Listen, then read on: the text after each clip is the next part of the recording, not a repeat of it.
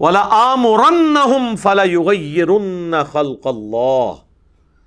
اب یہ جو سورہ نساء کا آیت نمبر 119 کا یہ پورشن ہے نا، اور میں ضرور بالضرور انہیں اس بات کا حکم دوں گا، پس وہ ضرور بدل دیں گے تیری بنائی ہوئی خلقت کو، یعنی جو تیری نیچر ہے نا اس کو ٹیمپر کر دیں گے.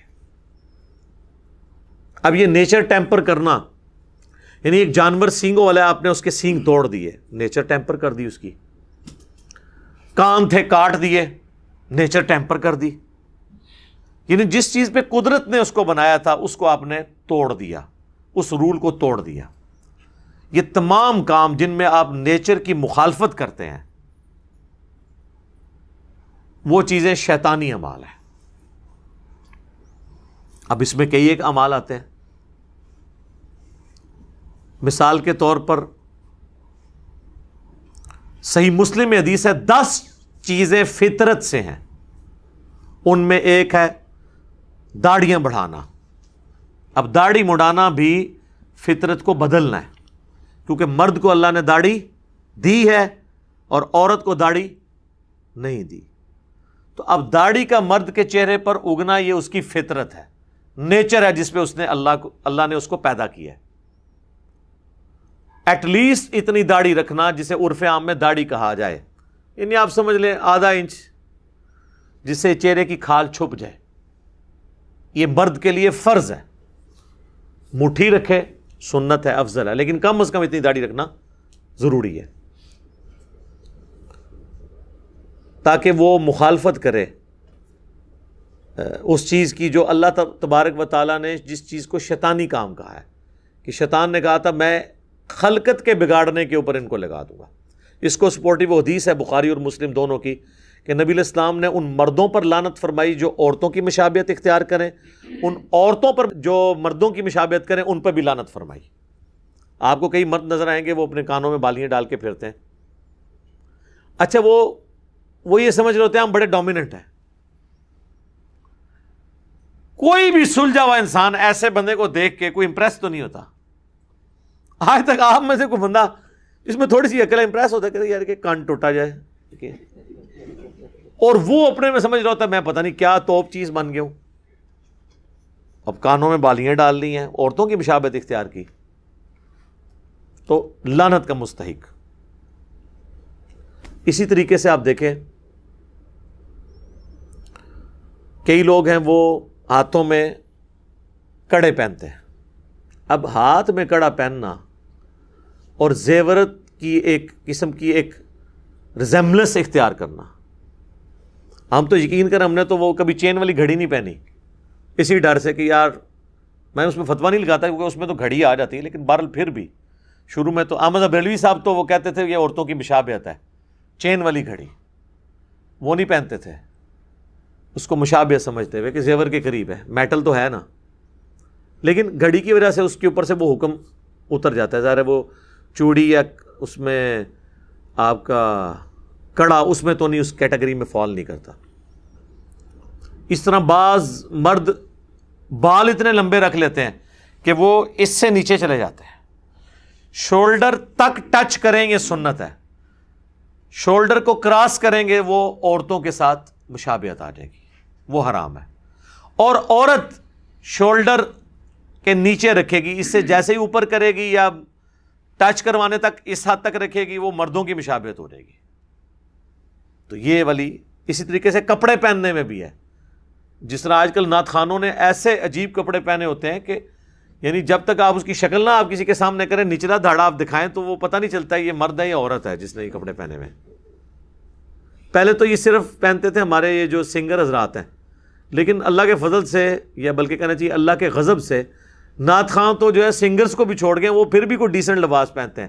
نعت خواں تو ان کی تو پگڑیوں میں 5-5 10-10 رنگ اور گوٹے لگے ہوئے ہوتے ہیں، اور وہ اپنے طور پہ یہ سمجھ رہے ہوتے ہیں ہم اچھے لگ رہے ہیں، لیکن یقین کریں ہمارے تو چھوٹے چھوٹے بچے بھی دیکھ کے ان کو ہنستے ہیں کہ یار یہ کس قسم کے کپڑے انہوں نے پہنے ہوئے. تو یہ ساری مشابہت ایسی ہے جس میں انسان لعنت کا مستحق ہوگا. اچھا اس میں ایک اور پہلو بھی ہے کہ اس طرح کے معاملات سے بچتے ہوئے بالکل انسان یہ نہیں ہے کہ پرانگدہ حالت میں رہنا شروع کرتے ہیں. وہ بھی سنن نبی داؤد میں حدیث ہے، نبی الاسلام نے ایک شخص کو دیکھا، اس کے کپڑے میلے تھے، تو آپ نے فرمایا اس کو کوئی ایسی چیز نہیں ملی کہ کپڑے دھو کے پہنتا. ایک شخص آیا، سنن نبی داؤد میں مسند احمد میں حدیث ہے، اس کے بال بکھرے ہوئے تھے. آپ نے فرمایا تجھے کوئی کنگھی نہیں ملی تو اپنے بال سنوار لیتا. اس چیز کو ناپسند کیا. اسی طریقے سے سنن نبی داؤد مسند احمد میں ایک حدیث ہے، یہ ساری حدیثیں آپ کو مشکات میں کتاب اللباس چیپٹر میں مل جائیں گی. نبی الاسلام نے ایک بندے کو پرانگدہ حالت میں دیکھا. آپ نے فرمایا کہ تو کیا کرتا ہے؟ وہ کہتا ہے میری اتنی بھیڑ بکری ہیں. وہ بڑا امیر لینڈ لارڈ بندہ تھا، اس کے جانور ہی اتنے زیادہ تھے. تو آپ فرمایا تیرے کپڑے کی حالت ہے، مطلب اللہ تعالیٰ پسند فرماتا ہے کہ جب کسی کو دے تو اس کی نعمتوں کا اثر اس پہ دکھائی دے، لیکن اس میں فضول خرچی نہیں ہوگی، یہ ایسی حرکتیں نہیں ہوگی کہ جس کی وجہ سے کسی غریب کا دل دکھنا شروع ہو جائے. لوگ بعض اوقات پیسے کا شو آف کرتے ہیں، وہ بھی بالکل حرام ہے، یہ ذہن میں رکھیے گا. یہ دونوں ایکسٹریمز ہیں، اور نہ اس کی بنیاد پہ کوئی شخص کسی کو سادگی سے روک سکتا ہے. جامعہ ترمذی میں حدیث ہے، جس نے دنیا میں سادہ لباس اختیار کیا اور مہنگا لباس چھوڑ دیا تو قیامت والے دن اللہ تعالیٰ پبلکلی اسے جنت کا حلہ پہنائے گا کہ اس نے میری خاطر دنیا میں سادگی اختیار کی. یہ سادگی ہے، اس کا یہ مطلب نہیں کہ گندے کپڑے پہن لینے ہیں. یا وہ الیاس قادری صاحب اپنی ویڈیو میں بتا رہے تھے، فیضان سنت میں انہوں نے لکھا بھی ہوا ہے پرانے والی میں، وہ کہتے ہیں میں تو اپنے نئے سوٹ کے اوپر پیوند لگا لیتا ہوں تاکہ سنت پوری ہو جائے. یہ تو بدعت ہے. سنت تو یہ ہے کہ کپڑا پھٹے تو اس پہ پیوند لگایا جائے. نئے کپڑے کے اوپر پیوند لگانا اگر سنت ہوتی تو حضور علیہ السلام خود لگاتے. تو کہتے ہیں سنت پہ، یعنی زبردستی کی سنتیں بنا کے ان پہ عمل کرنا، یہ بھی ایکسٹریم ہے.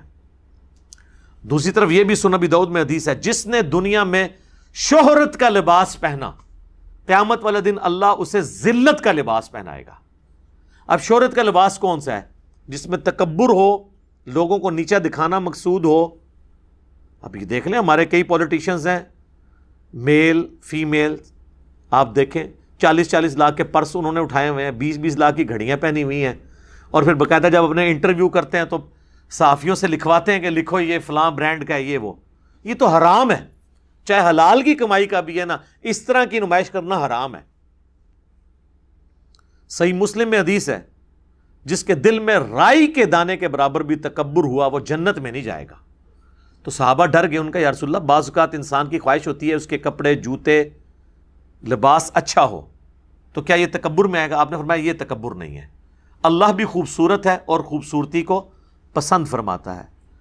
تکبر یہ نہیں کہ تم اچھا لباس پہنو یا اچھے دکھو، بلکہ تکبر یہ ہے کہ تم حق بات سے روگردانی کرو، عناد کرو اور دوسروں کو حقیر جانو.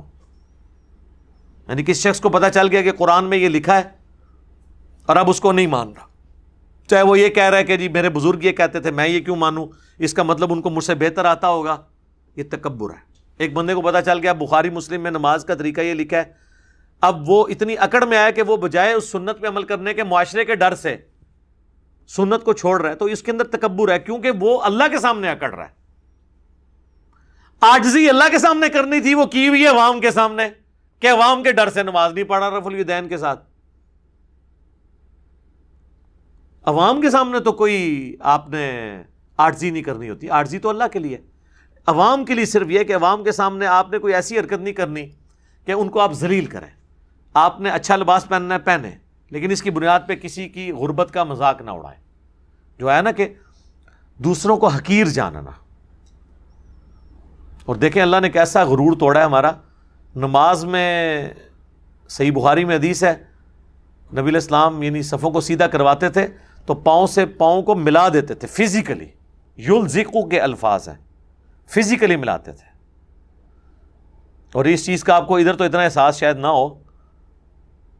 آپ کبھی حج اور عمرے کے لیے جائیں اور کوئی آپ کے ساتھ حبشی پاؤں ملا کے کھڑا ہو جائے نا، تو آپ جب رکوع میں جائیں گے تو آپ کو بڑا عجیب فیل ہو رہا ہوگا. ظاہر ہے جو ایک بالکل کالا سیاہ پاؤں بندے کو بعض اوقات دل میں تھوڑا سا فیل ہوتی ہے چیز. تو اللہ نے یہ غرور توڑا ہے کہ امیر ہو غریب ہو، گورا ہو کالا ہو، وہ اپنے جسم کے ساتھ جسم، پاؤں کے ساتھ پاؤں ملائیں گے تاکہ ان کی یہ بیچ میں تکبر ٹوٹ جائے کہ اللہ کے سامنے اس بنیاد کے اوپر کوئی فرق نہیں ہے. وہ مسند احمد میں حدیث ہے تم سب آدم کی اولاد ہو، آدم کو اللہ نے مٹی سے پیدا کیا تھا، کسی سرخ کو سیاہ پر، کسی سیاہ کو سرخ کے اوپر، کسی گورے کو کالے پر، کسی کالے کو گورے پر، کوئی فوقیت نہیں مگر تقوی کی بنیاد پہ، جو سورۃ الحجرات میں ہے ان اکرمکم عند اللہ اتقاکم، بے شک اللہ کے نزدیک عزت والا وہ ہے جو تم میں تقوی والا ہے۔ تو اللہ تعالیٰ کو اس سے پرواہ نہیں، اس کو ہونی بھی نہیں چاہیے، اس نے تو خود سورہ حجرات کی اس آیت کا آغاز اس سے ہوتا ہے نا کہ اللہ تعالیٰ نے تمہیں قبیلوں میں اور خاندانوں میں بانٹ دیا لتعارفوا، تاکہ تمہاری پہچان ہو۔ ان اکرمکم عند اللہ اتقاکم، تقوی کا معیار یہ نہیں ہے کہ کوئی کس خاندان میں پیدا ہوا ہے، بے شک اللہ کے نزدیک عزت والا وہ ہے جو تقوی والا ہے۔ اللہ کے حضور یہ نہیں ہے کہ کسی کا رنگ کیا ہے۔ تو عاجزی اور اسی طریقے سے نمائش، ان کے درمیان بیلنس آپ نے رکھنا ہے۔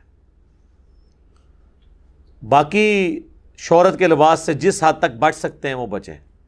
اس میں ایک اور حدیث ہے جس کو اکثر لوگ پوچھتے ہیں، جس سنن ابی داؤد میں ایک حدیث ہے، جس نے جس قوم کی مشابہت کی وہ قیامت والے دن انہی میں شمار ہوگا۔ اور یہ حدیث بیان کر کے فوراً وہ کہتے ہیں جو پینٹ شرٹ پہنے گا وہ گوروں کے ساتھ اٹھایا جائے گا، وہ یہ اس کی تشریح کر رہے ہوتے ہیں۔ اچھا، وہ ان سے یہ پوچھے کہ مولانا یہ اپنی جیب میں جو سمارٹ فون ہے ذرا یہ نکالیں، یہ کون سے غوث کتب ابدال نے بنایا ہوا ہے، یہ اس میں آپ کی گوروں کی مشابہت نہیں ہو رہی ہے؟ جس گاڑی میں آپ بیٹھتے ہیں اس میں گوروں کی مشابہت نہیں ہو رہی؟ آپ کے گھر میں جو جتنے انسٹرومنٹس لگے ہوئے ہیں، کسی رحمۃ اللہ علیہ نے، اللہ کی توفیق کسی کو نہیں ہوئی کوئی اس طرح کی چیز بنا سکے، تو آپ کی مشابہت پینٹ شرٹ میں کیوں گھس گئی ہے؟ وہ مشابہت وہ ہے جو کسی کی مذہبی ایکٹیویٹی میں مشابہت ہو، مثلا کوئی ماتھے پہ سندور لگا لیتا ہے، سکھوں والا کڑا پہن لیتا ہے، گلے میں سلیب لٹکا لیتا ہے، ٹائی نہیں، ٹائی سلیب میں نہیں آتی، ٹائی تو ہندو بھی باندھتے ہیں، مسلمان بھی باندھتے ہیں، سکھ بھی باندھتے ہیں، عیسائی بھی باندھتے ہیں۔ اگر یہ مذہبی نشان ہوتا تو ویٹیکن سٹی کے پاپ نے بھی ٹائی لگائی ہوتی، اس نے سلیب لٹکائی ہوئی ہوتی ہے۔ یہ وہ مشابہت ہیں جو مذہبی ایکٹیویٹیز کی مشابہت ہیں، وہ آپ کسی قوم کے ساتھ کریں گے تو قیامت والے دن ان میں شمار کیے جائیں گے۔ باقی تو ہر چیز میں اب مشابہت ہو رہی ہے، کیا کریں؟ ہمارے تو قرآن گوروں کی پرنٹنگ پریس کے اوپر چھپ رہے ہیں، حدیث کی کتابیں اس پہ چھپ رہی ہیں، تو یہ مشابہت وہ نہیں ہے جو مذہبی مشابہت ہے۔ باقی تو ٹیکنالوجی جو ہوتی تھی وہ تو اس وقت بھی ٹیکنالوجی تو کہیں سے بھی امپورٹ کی جاتی تھی۔ مثلا ہند کی تلوار مشہور تھی عرب کے ملکوں میں، المہند کہا جاتا تھا اسے او المہند علی المفند یہ کیوں نکلیا ہوا ہے؟ تو حالانکہ اس وقت تو یہاں پہ سارے گمراہی تھی، لیکن تلواریں یہاں کی مانی جاتی تھی کہ ہند کی تلوار ہے، المہند، ہند کی تلوار۔ تو اب تو ہند کے مفند بھی مشہور ہیں ہر طرف کے، جنہوں نے کتابیں لکھی وہ بھی خود ان کے اندر بھی مفندین موجود ہیں، اور جن کے خلاف لکھی ان میں بھی موجود ہیں۔ وہ تو کہیں سے بھی لیا جاتا تھا۔ ایون یہ رومنز اور پرشینز کے خلاف جب جنگیں ہوئی ہیں تو مسلمانوں نے لیٹسٹ اسلحہ انہی سے ہی چھینا ہے، منجنیق مسلمانوں نے تو نہیں بنائی تھی۔ اسی طریقے سے آپ کو پتہ ہی ہے جب سلطان محمد فاتح نے فتح کیا تھا قسطنطینیہ، استنبول جسے آج کل کہتے ہیں، تو وہ جو بڑی توپ تھی نا جس کے ساتھ یہ ساری ایکٹیویٹیز کی، وہ ایک کرسچن انجینئر تھا جس نے بنائی تھی،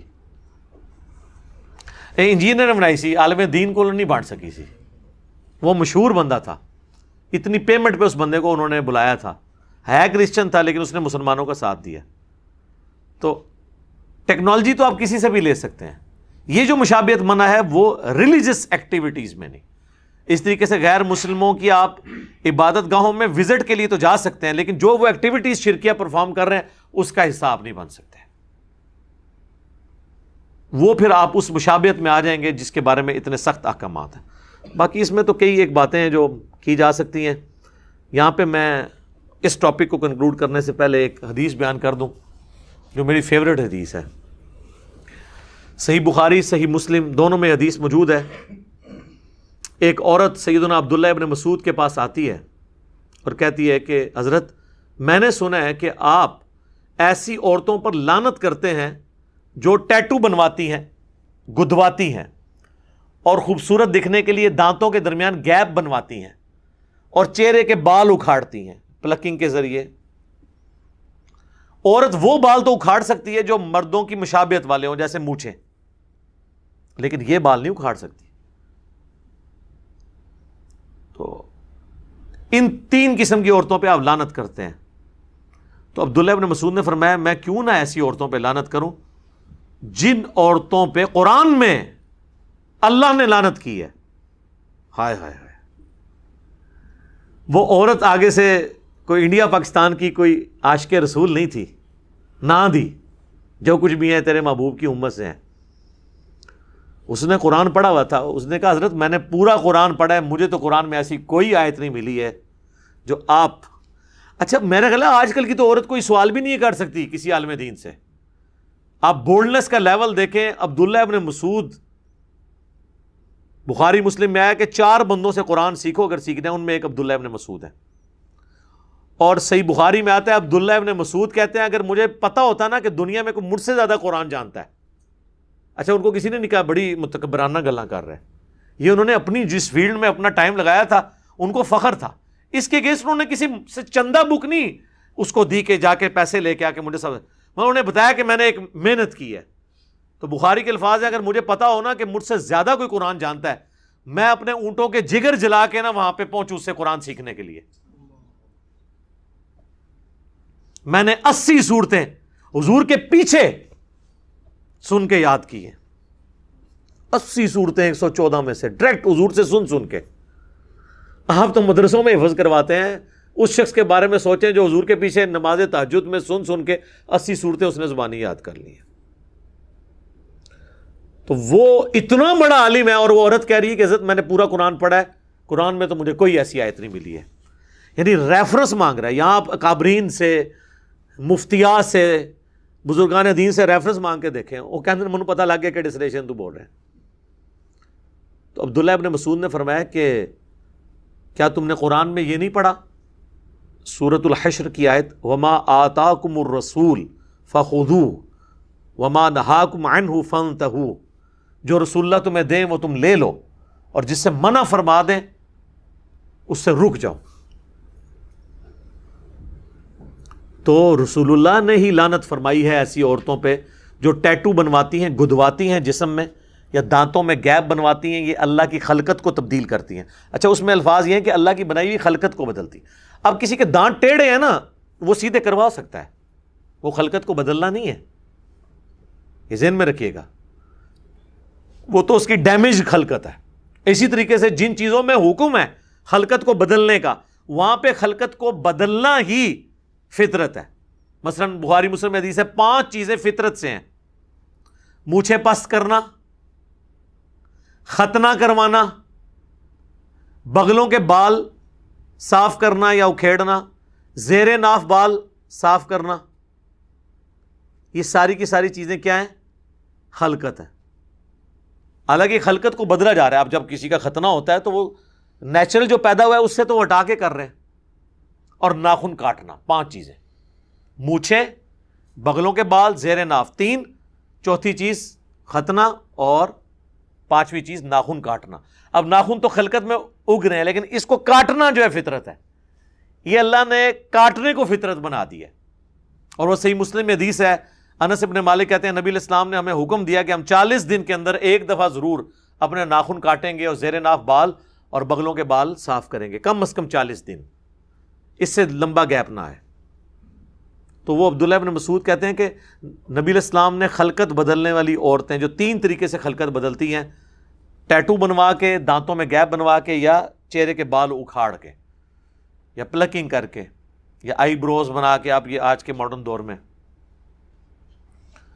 تو جب رسول اللہ نے لعنت فرمائی تو گویا اللہ ہی نے فرمائی، کیونکہ اللہ نے حکم دیا جو رسول اللہ دیں وہ لے لو، جس سے منع کریں رک جاؤ. تو اس حدیث سے یہ بھی پتہ چلا کہ صحابہ کرام آیات کو جنرلائز بھی کر لیتے تھے. حالانکہ یہ آیت مبارکہ مال غنیمت کے بارے میں ہے کہ جو مال غنیمت میں حضور دیں لے لو، جس سے روک دیں رک جاؤ. یعنی تمہیں دینے سے روک دیا, کسی اور کو دے دیا, تو تم اب گلہ نہ کرو کہ میں تو سینئر مسلمان ہوں. حضور تو سینئرز کو دیتے ہی کام تھے, ٹھیک ہے. لہٰذا ہم بھی کسی سینئر اسٹوڈنٹ کو ڈانٹ دیں نا تو وہ یہ سمجھے کہ مجھے آنر دی جا رہی ہے. یہ نیچرل چیز ہوتی ہے. اور جو نیو کمرز تھے ان کو, جناب صحیح مسلم میں آتا ہے ابو سفیان کو 100 اونٹ دے دیے تھے حضور نے غزوہ حنین کے موقع پر. 100 اونٹ آج کی بھی آپ کیلکولیشن کریں 2.5-3 کروڑ روپے بنتا ہے. تو انصاری صحابہ نے کہا ابھی تو ہماری تلواروں سے قریش مکہ کا خون ٹپک رہا ہے, اور اس شخص پہ اپنے قبیلے کی محبت غالب آ گئی ہے. اب یہ کلمات کفر تھے رسول اللہ کے بارے میں بولنا. جب آپ نے پیغمبر مانا ہے تو پھر کوئی گلہ شکوہ نہیں. اب حضور کو اللہ تعالیٰ نے وحی کے ذریعے بتا دیا کہ آپ کے چند ساتھیوں نے آپ کے بارے میں یہ گستاخانہ الفاظ استعمال کیے ہیں.